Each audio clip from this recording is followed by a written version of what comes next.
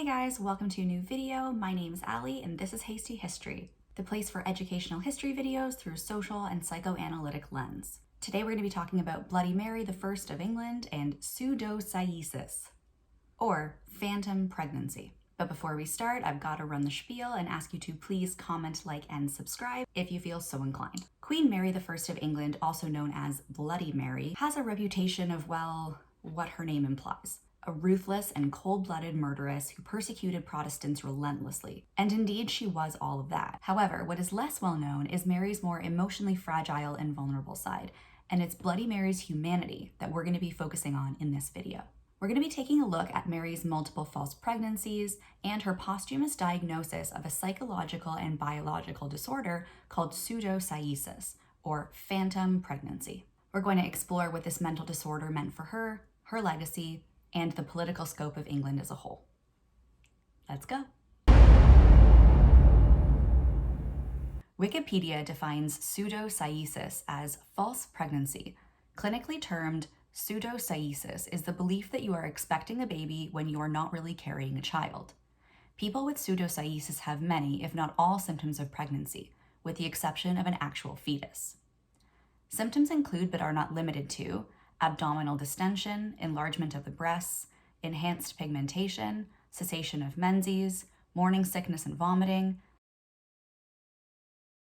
This disorder was much more common in the past than it is today, namely during the medical renaissance between 1400 and 1700 CE, when renewed interest in the ancient Greek and Roman understandings of medicine were rebounding, and when progress was being made and interest renewed in Europe as pertains to medical knowledge.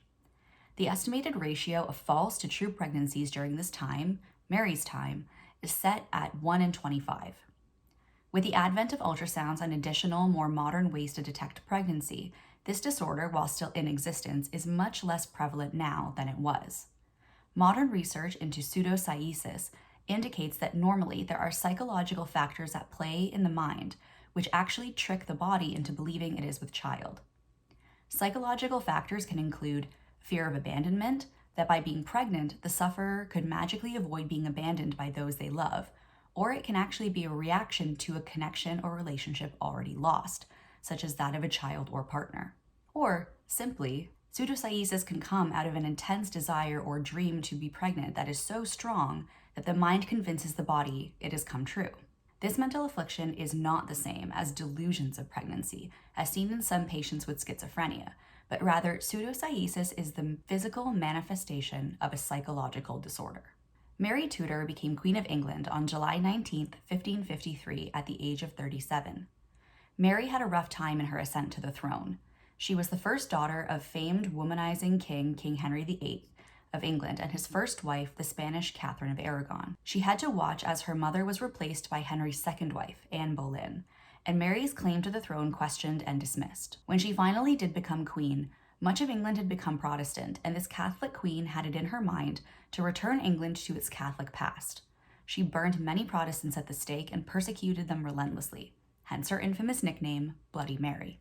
In 1554, Mary married the much younger Catholic Philip of Spain as a way to further achieve this goal, and Mary was smitten. She believed Philip to be the bee's knees, so to speak, and the hunkiest piece of man meat she'd ever did see. Although in my opinion, Philip could use a few extra leg days at the gym, but that's besides the point. Philip, however, was less than pleased with what he saw at the end of the aisle, noting Mary was a very good creature, though rather older than we had been told, and if she were to adopt Spanish fashions, she would not look so old and flabby. Lovely.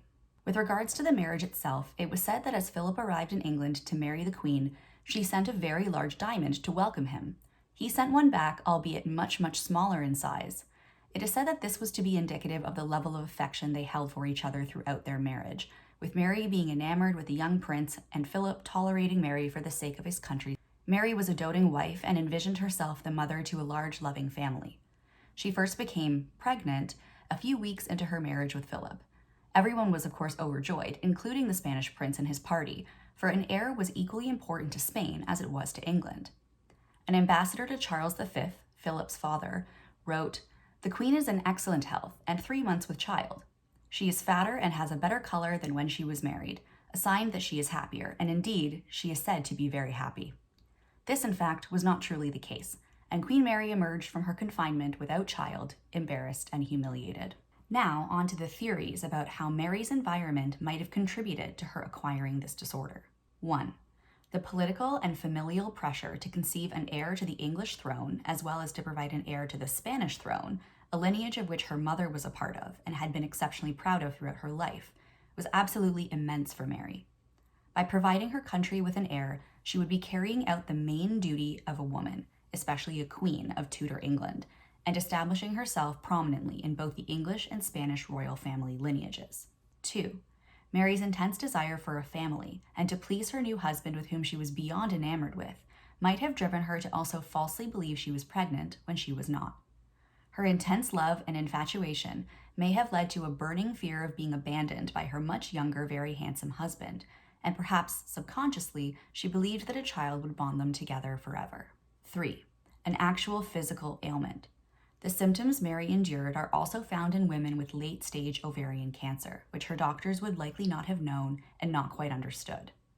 Mary I died at the age of 42, most likely from ovarian cancer, and left England to her Protestant sister Elizabeth I, who undid everything Mary attempted to establish for the Catholics in her realm. Mary died childless. Thank you so much for watching, guys. As always, I really hope that you enjoyed this video. If you did, please do comment, like, and subscribe, and we will see you in the next one.